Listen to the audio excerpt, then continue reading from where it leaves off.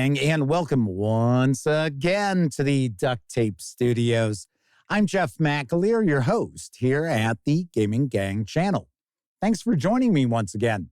Today, I am going to share my review of Dungeons & Dragons 2024's Player's Handbook from Wizards of the Coast. The lead designer on this is Jeremy Crawford, with Chris Perkins, Ben Petrosor, F. Wesley Schneider, Ray Wininger, and James Wyatt. This 384-page hardcover is going to arrive in stores on September 17th. It will carry an MSRP of $54.99. Having said all that, let's swing on over to the other camera, because here I've got the Player's Handbook for Dungeons & Dragons 2024, which is not what I'm going to continue to call this. And I'm not going to continue to call this the new, not new edition of Dungeons & Dragons. I'll tell you what I'm going to refer to this edition as in just a little bit. But there are a few things I do want to mention before we get stuck in. First of all, the fine folks over at Wizards of the Coast were kind enough to provide me with this review copy at the special Gen Con 50th anniversary celebration of Dungeons & Dragons. But neither I nor anyone else affiliated with the Gaming Gang has received any other sort of compensation for me to share this video with you. Now, I mention that all the time, and some people give me flack for saying that. But right now, there's a bit of a controversy floating around about some content creators being paid to review this book. I don't know if it's true or not. I have better things to do in my life than to investigate those kind of things. But just so you know, I always point out, if I've been paid to provide a video, I have not. Once again, very important. We're also not going to look at each and every page of this book, which I never do anyway, but we're also probably going to look at fewer pages during this review, simply because there are a lot of content creators out there who are getting takedown notices, copyright violations, being asked to blur out the images of their video because of the amount of content they're showing, I guess. So I am going to share fewer pages than I normally would in a review. And I'm going to make sure to kind of leave one of my hands blocking things off on a page here and there. Just, I guess they're concerned about pirates. I understand. I get it. But I will also say, if I get a request to blur out the images, I'm just going to pull this video down. So not a big deal, because this is not a Dungeons & Dragons channel. But also, just want to point out, if you're wondering, geez, why did Jeff only share so many pages in this review? That is why. All right, we're going to jump on in. And the first thing I want to do, I'm going to share a look at the credits page, because there are loads and loads of people who work very hard to bring this book to fruition. So we'll take a moment here, just take a peek. A lot of illustrators throughout. As far as the production quality of this book, fairly decent. It's what we come to see with Wizards of the Coast for the Dungeons & Dragons releases. It's not as if the paper is the thickest paper stock around, but it should hold up okay. So this is a pretty large book as far as Wizards of the Coast D&D releases. This does clock in at 384 pages. That is the page count that is expected for both the Dungeon Master's Guide, which is supposed to arrive in November, I think the 11th, if I remember correctly, and then the Monster Manual, which will hit next year, I think in March. I don't remember off the top of my head. So for the first time ever, we're actually going to see how do you play Dungeons & Dragons kick off the book. I got to be honest, I like that. I find it's more important to understand how do you play this game before you start creating characters, because it gives you a little bit of a better feel for maybe what sort of a character you'd want to play. Now, of course, I know a lot of folks who are going to be picking this up are well-established playing Dungeons & Dragons, but there are always new people coming to the game, and I think this does a very nice job of concisely presenting the rules. Now, there are still aspects of the mechanics of 5e Dungeons & Dragons I am not a fan of, and I've never been a fan of. In fact, just interestingly enough, I just randomly flipped to a page with something that I'm just not a fan of, and it's the actions outside of combat. The reality is, in a role-playing game, the player should be able to tell the game master, hey, you know what, I'd like to do this, or I'd like to do that. And then the game master goes from there. In this situation, now, of course, the dungeon master can do that. The players can do that. But the way it's presented is outside of combat, you've got various actions that you can utilize, like studying and exploring and examining. And one thing that I find when I'm trying to teach role-playing games to new players who've never played a tabletop role-playing game, but they've played plenty of video games, one disconnect they have and something that they have a difficult time kind of grasping is that they can do anything. They can do whatever they want. A tabletop role-playing game is not limited by the programming of the game. And yes, games like Baldur's Gate 3, as fantastic as that game is, there is a limitation to what your characters can do. And by presenting actions, letting it sit there where the players think, oh, those are the only actions I can perform, is how that comes across. And then there's just a sentence or two saying, oh, well, you know, there's other things you can do. It's just up to your dungeon master. That should be the main thing. Do whatever you want, say whatever you want to do, and then your dungeon master can determine it. And some of those actions you can take are this and this and that and so forth and so on. Just the way it's presented feels very limiting. So just want to mention that. The actual rules of play in here take up all of, 26, 27 pages.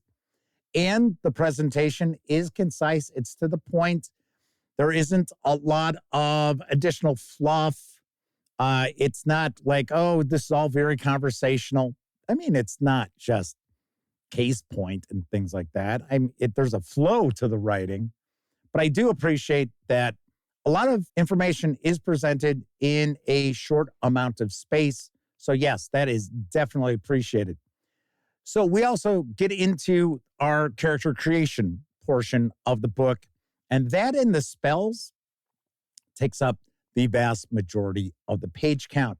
So as far as creating the characters, you are going to go through the process of your attributes, and you'll have options as far as your attribute distribution and how you create those numbers. Just like before, you can have a system buy, you can have roll 4 dice, discard the lowest, so on and so forth.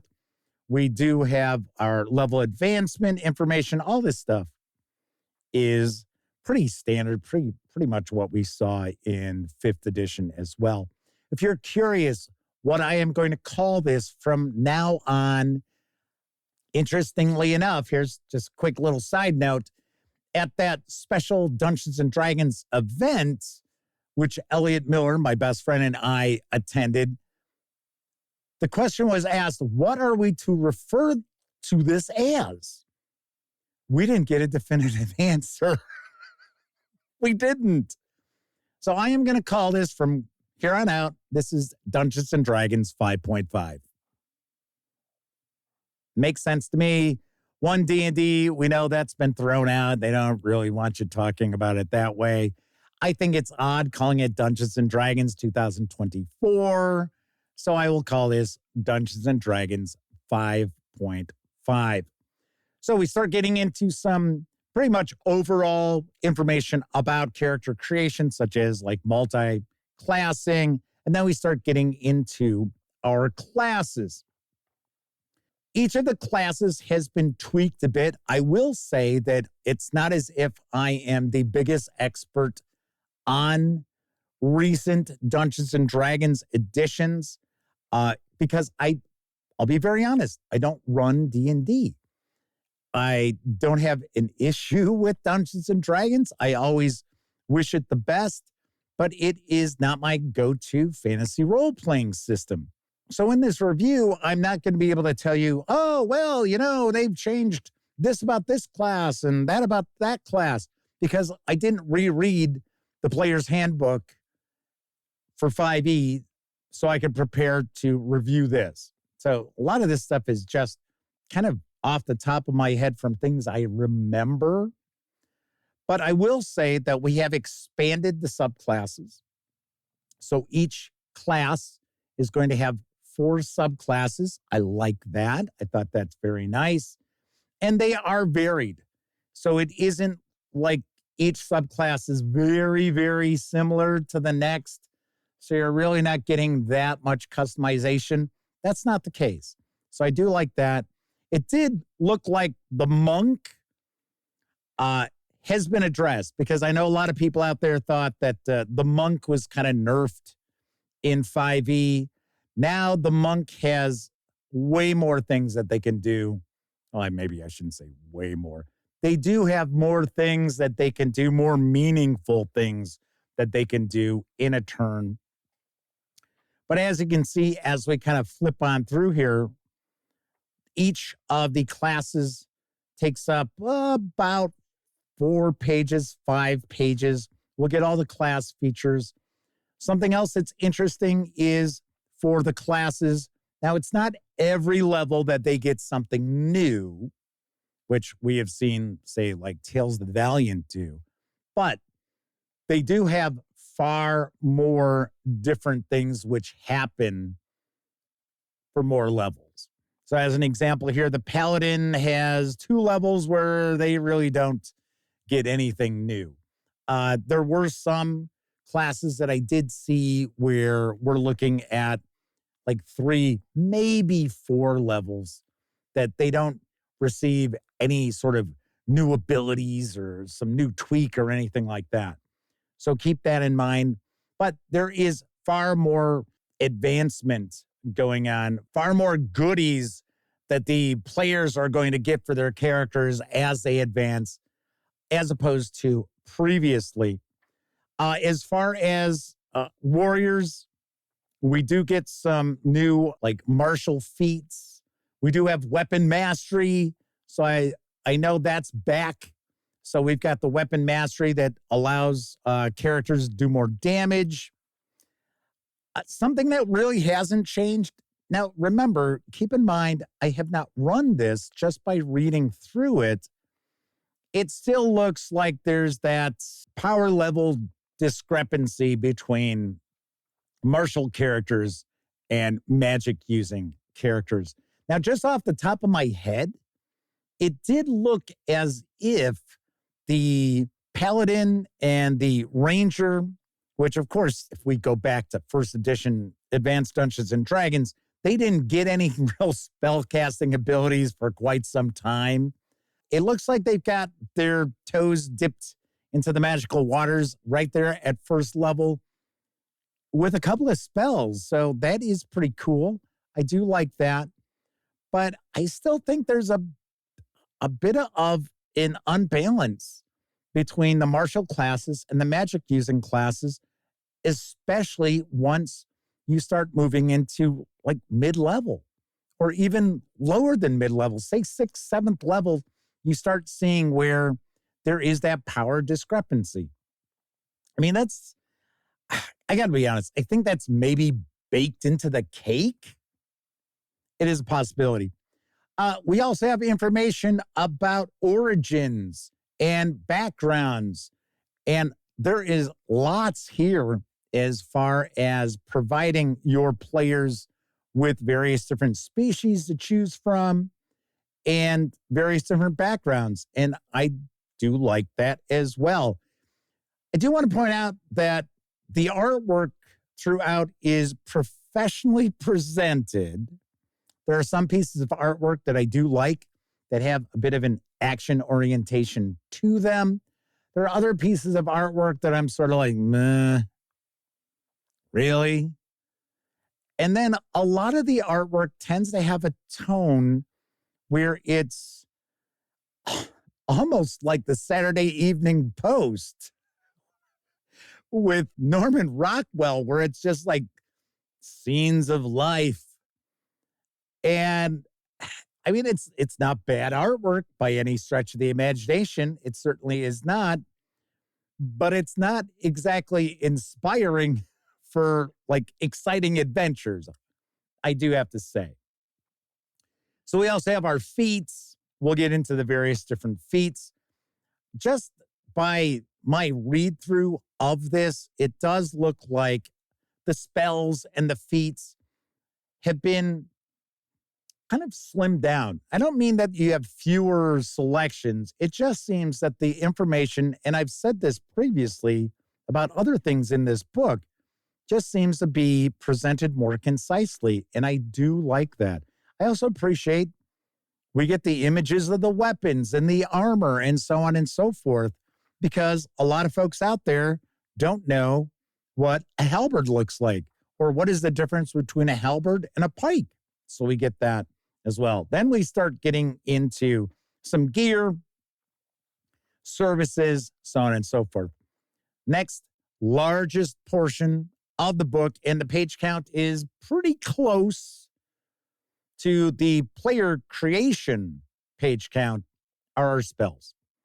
And to my understanding, just about every single spell has been tweaked in some way. It might be a very small way that isn't immediately obvious when you're taking a peek through. But as far as I understand, every single spell from 5e had eyeballs on it, and there are changes to the vast majority. Once again, some of them very, very minor. Now, these are all presented in alphabetical order, making them very easy to be able to track down. Now, I will mention, just as we kind of land on this artwork here, it was mentioned to us at Gen Con that the monster manual's artwork for the monsters is going to be more like action shots as opposed to just an image of the monster. I'm actually kind of interested to see how that comes out in practice and how well that goes over. I'm sort of curious. So we do have some action artwork throughout, not a ton. Like I said, a lot of the artwork is sort of just slice of life. And to be honest, some of the artwork feels kind of soulless. As strange as that might sound, some of the artwork seems more like it is just more kind of like digitally constructed and laid out. Some of the artwork has just far too much going on in it. It is far too busy. The artwork isn't AI generated, but it does look, because of course, much of this artwork is done digitally. The artists use digital items, they use tablets and things like that. But some of it just does feel very, very digitally composed, I guess would be the word I say. And it makes the artwork come across as kind of ho-hum, kind of soulless, as I mentioned. Now, that's not to say that's all the artwork, not at all. There are some really good pieces of art, and there isn't anything in here that's like, oh my gosh, that's horrible. Nothing like that. We also get a bit of a bestiary, which I'll be the first one to say I do not like having a bestiary in a player-facing book. These are all fairly lower level creatures for the most part, but still, as a game master, I like to have the surprises, in my back pocket, not to be like, oh yeah, well, I'm going to use an elemental spirit, and oh, well, the players already have all the stat blocks for it. They know what it can do. All right, just kind of going through here. This is actually still the magic section. This is when we get into the bit of a bestiary. Then we have a rules glossary for the first time, which I like. I thought that's very nicely done, very cool. It's all alphabetical. So if you've got a question about something, you don't have to search through the book. But once again, remember, the rules of play take up all of about 25 pages. So it's not like it would be a really long search to track something down. But as an example, we've got cover. What is the D20 test? Damage. What happens when you're dead? So on and so forth. So just kind of give you a peek there. And then we will wrap up with an index. And that is what occupies the 384 pages of the Dungeons and Dragons 5.5 Player's Handbook from Wizards of the Coast. So let's swing on over to the other camera so I can share some final thoughts as well as my review score. So as far as this review goes, I'm sure there are quite a few of you out there who are kind of surprised that I am reviewing a Dungeons and Dragons product because I haven't reviewed the last 3 major releases. And that was from my choice. That was not Wizards of the Coast. There were some things that happened behind the scenes that I said, I don't feel I'm being treated with the respect I deserve as a reviewer who's covered your company for about 13 years at that point.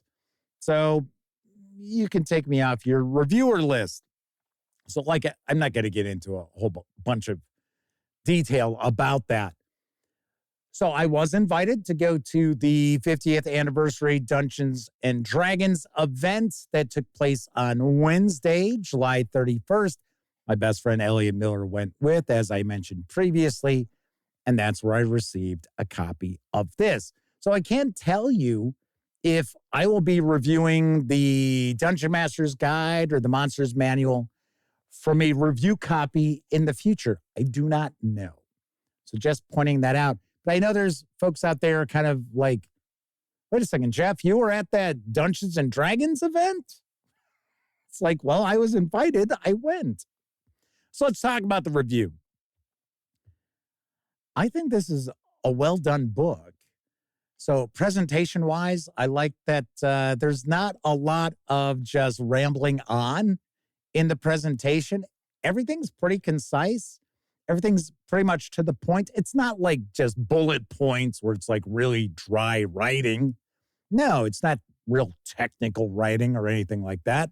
There is still a bit of a conversational flow to the proceedings. So it's a nice, easy read.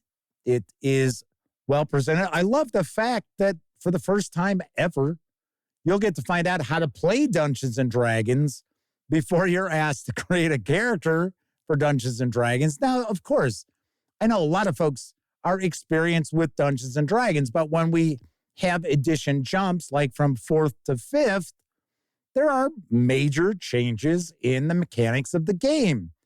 Sure, at its core, it's rolling a 20-sided die, rolling high is good, rolling low is bad, but there are still changes to the mechanics of the game.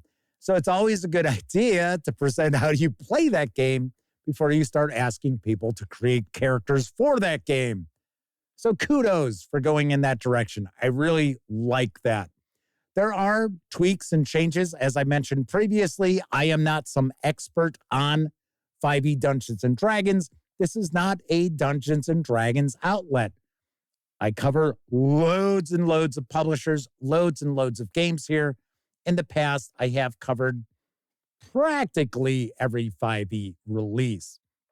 So as far as established players, I think there is enough changes in here, enough tweaks in here that they should be pleased, especially if you're a fan of the monk, because the monk has changed, I would say, dramatically, in my opinion. I do like the weapon mastery making a return. There are some tweaks to that. Kind of bumps the marshals up a little bit. I still think there's that imbalance as characters rise in level. But like I said before, I think that's kind of baked in the cake. It's what you get with Dungeons and Dragons. I'm not saying that every change is going to be welcomed by the community. I'm sure there are going to be things that have been tweaked that people will dislike. So, of course, keep that in mind too. I like the spells being kind of changed up. Once again, that's more information that's pretty concise, pretty to the point. There is tons of information that's packed inside this 384 pages. You are not going to feel as if you did not get your money's worth if you pick up this player's handbook. What I think this does exceptionally well is introduce players who have not played Dungeons and Dragons to the game. I think it does this really, really nicely. So if someone's been on the fence about trying D&D, this is a great entry point for them as players. Of course, as Dungeon Masters, there's all the rules you need to run the game, but that Dungeon Master's Guide, I am certain, is really going to be able to be your best friend if you have never run or played D&D in the past. So I do like the changes in this 5.5 Player's Handbook. Now, there are things that I'm not a big fan of. I pointed out before that Dungeons and Dragons is not my go-to fantasy role-playing game. There are certain concepts to the mechanics. There's certain design decisions that have been made that just don't jive with the way I like my fantasy role-playing games. So there is that. I'm not a fan of just having like a list of actions that players can take when they're outside of combat. It should be they can do whatever they want, and then the dungeon master has their rules telling them, okay, so this is downtime activities. So when your player says, well, I want to do something like this, here are the rules for it. Now, that's something I'm very curious if we're going to see in the Dungeon Master's Guide. One of the knocks on 5e Dungeons and Dragons is that there's too much that's left in the Dungeon Master's hands as far as determining rules for things, which is kind of funny because on one hand, I think that just having a list of actions that players can take is very limiting. And then that same thing goes for the dungeon masters where it's like, well, there's a lot of stuff that it's up to them about, and people don't like that either. So kind of strange how that works. As far as the production quality, it's what you've seen from Wizards of the Coast in past Dungeons and Dragons books. Not the thickest paper stock, but it's fine. It's okay. Artwork, at least in my opinion, kind of a mixed bag, not necessarily in the quality of it, but in how inspiring the artwork is. Like I said, some of it looks like it's from Norman Rockwell, and it's off the cover of an old 1930s Saturday Evening Post, and it's just, a slice of life. I mean, that's fine to a certain extent, but most gamers like to see some inspiring action shots, and there are some of those. I mean, there's a good number of those, but they are outnumbered by sort of the just beauty shot or the slice of life shot. As I also mentioned, some of the artwork is, at least it feels to me, rather soulless, rather constructed, kind of like built by committee, as opposed to an artist really just kind of letting go with their imagination. It almost seems very antiseptic in some ways. That's not to say all the artwork is like that. The vast majority of the artwork is not. But as a whole, I would just say the artwork, nothing really jumps out at me. It's like, wow, look at that.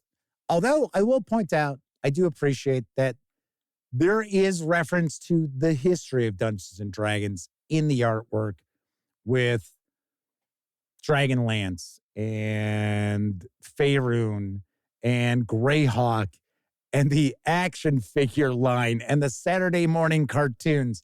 That I do like. That we do have a nod to the history of Dungeons and Dragons with some of the artwork. So that is kind of cool. I did like that.